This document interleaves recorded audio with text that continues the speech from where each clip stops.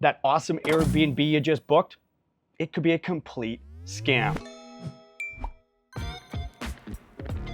Hey there, and welcome back to Bald Prairie Real Estate. My name is Matthew Pfeifer, real estate agent in Regina. That's my trusted assistant, 𝗬𝗲𝗍𝗲𝗍. This is the weekly news recap where I give you my thoughts and opinions on the most interesting Canadian real estate related news topics. And yeah, we're gonna be talking about a couple of different Airbnb scams, as well as a rental scam that I don't want you to fall victim to.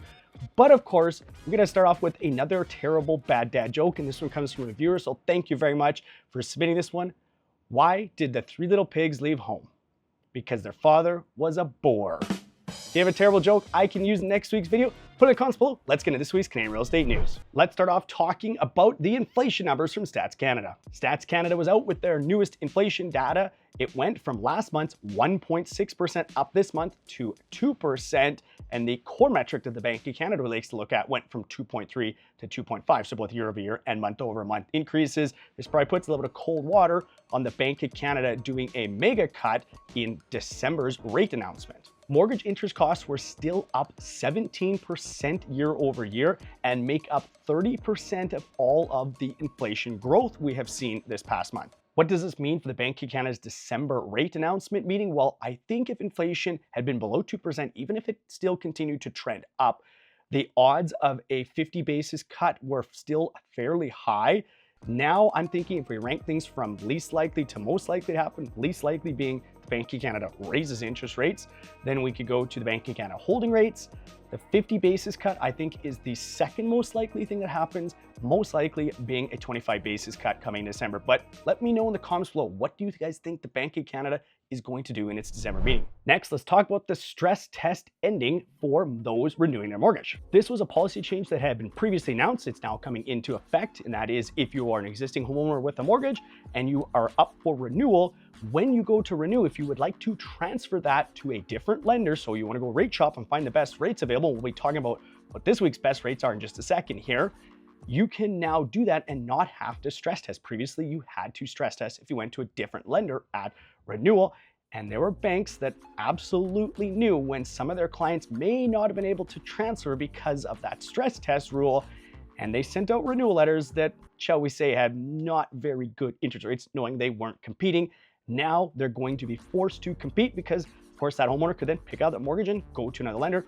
Overall, this is a great win-win for all consumers. When I'm talking with mortgage brokers, they've been saying about 20% of their clients were having issues because of that stress test, not being able to rate shop. So overall, I think this is great news. And let's talk about this week's best mortgage rates available. Starting off with insured mortgages, the best 3-year fixed rate I could find through Manulife this week, 4.34%. That's a slight drop from last week. When it comes to fixed rates, the best 5-year I could find was 4.29, also through Manulife, unchanged. And on the variable side of things, the best adjustable was 4.95 through Marathon, that's unchanged. The best static variable was 5% through Manulife, also unchanged. Now looking at the uninsured side of things, the best 3-year I could find 4.69 through TD, that's unchanged. The best 5-year fixed 4.59 through Manulife, that is unchanged. And on the variable side of things, the best 5-year through Scotiabank, 5.4%, unchanged. And the best adjustable rate, 5.45 through Strive, also unchanged. When it comes to big 5 banks, the best 5-year insured mortgage I could find, and boy, this is gonna sound boring, because it's a repeat of last week. CIBC 4.34, unchanged. Bank of Montreal 4.45, unchanged. TD 4.49, unchanged. Scotiabank 4.69, unchanged. And RBC 4.79.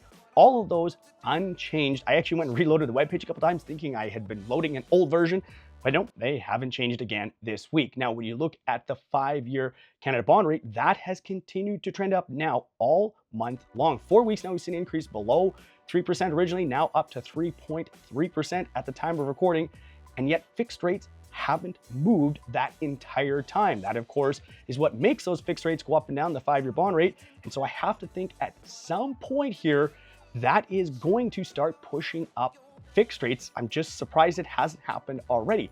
Now, I've said many times before, the best or the lowest mortgage rate isn't always the best mortgage. And if you want to explain as to why, I've got a link to a video I just made on that in the description below, and one of those pop-up cards right there. Next, let's talk about some Airbnb scams that are going on right now. There's 2 types of Airbnb scams I've been hearing about. I'm going to talk about the second one here in this article in just a second. The first one is somebody goes and rents a month-to-month place or maybe on a 1-year lease, and then goes and tries to Airbnb it out. They never actually move into it, try to kind of make up the difference between what they rent it for Airbnb and what they have to pay in that monthly lease payment. The second, and what this article is talking about here, is an entirely fake listing.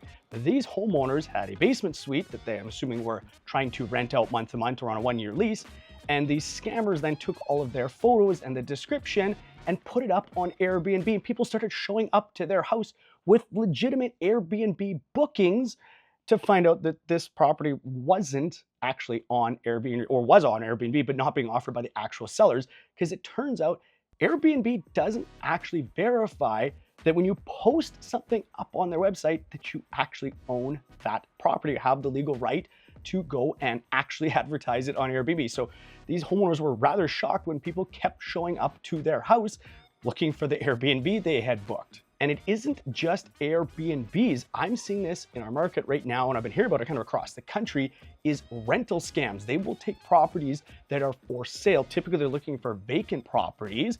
They'll take the photos directly from MLS and the realtor description and post it on things, like Facebook Marketplace, Kijiji, and different rental sites up for rent. And then when you contact the person, there'll be some sad sob story about how they're currently out of the country taking care of their dying grandma. You know the story. They can't actually physically meet you there, but don't worry, go drive by, take a look in the windows. It's okay. And if you really like the place, just give me a deposit of $500 and I'll hold it for you when I get back from taking care of my dying grandma.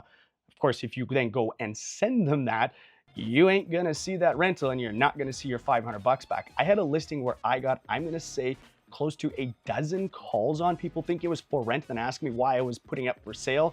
And I'd tell each and every single time these people, it's not for rent, it's for sale, and called the police every single time. And they just kept putting new ads up every single time we got one taken down. So be careful, guys. Make sure that it's actually available for rent. Next, let's talk about Vaughan cutting its development charges on new construction. Okay, so I probably shouldn't complain too much because I've been saying for an awful long time on this channel that we need to see municipalities and all government levels cut all of these fees when it comes to construction. So I'm glad that Vaughan's doing it. Now, they also had some of the highest development charges in the entire country. They've gone up like 230% since the early 2000s. It's astounding how much development fees have gone up across the country right now. And they're bragging that they're cutting their development fees down essentially 50%. Previously, it was a $100,000 development fee to build a single family home in Vaughan. And don't worry, they're being gracious and cutting it down to $50,000. Yay, I guess we should be excited about that $50,000 tax going straight to the municipal government. Let's go a little bit further here. The average home price in Vaughan is about $1.2 million. So your minimum down payment with the new down payment rules is $95,000. The city of Vaughan is going to take $50,000 of that in their reduced development charges. And then when you have to pay that CMHC premium, and remember now that CMHC has been funding money directly back to the federal government. I've done a video on this. They've taken about $20 billion out of CMHC. So when you pay those premiums, you're basically just paying a tax back to the federal government. Well, those CMHC premiums are close to $45,000, meaning that your entire $95,000 down payment is going directly to pay two taxes, the municipal tax and now what is essentially the CMHC tax. But don't forget, we're not done here. Then you've got, land transfer taxes, you've got HST or GST on the real estate commissions, on the legal fees, on the inspections, everything else. Once you start adding it all up, that $1.2 million house easily has $200,000 in taxes and fees on it. Remember, these are governments that propose we need to tax ourselves into affordability. It's just not going to happen. You can't keep adding taxes on and then wonder why all of a sudden housing isn't affordable anymore. How about we talk about how much money you need to make to afford the average house in Canada? We see these articles come up a lot talking about how much you need to make to buy the average house in XYZ city. So let's go through this chart here and see what the numbers are. Let's start off with the most expensive market in Canada, where you would need to make about $215,000 to qualify for a mortgage. For the average house. Toronto, that's $195,000 income. Even Calgary, a much more affordable city, $113,000. It isn't until you get down to places like Halifax, $106,000, or Winnipeg, $76,000, Regina, $70,000, where you get below what would be considered the average household income in Canada. Personally, I don't like the idea of comparing average income to average price. And this is actually a video idea I've been mulling over for a really long time. So if you want me to go into greater detail in a longer form video, let me know in the comments below.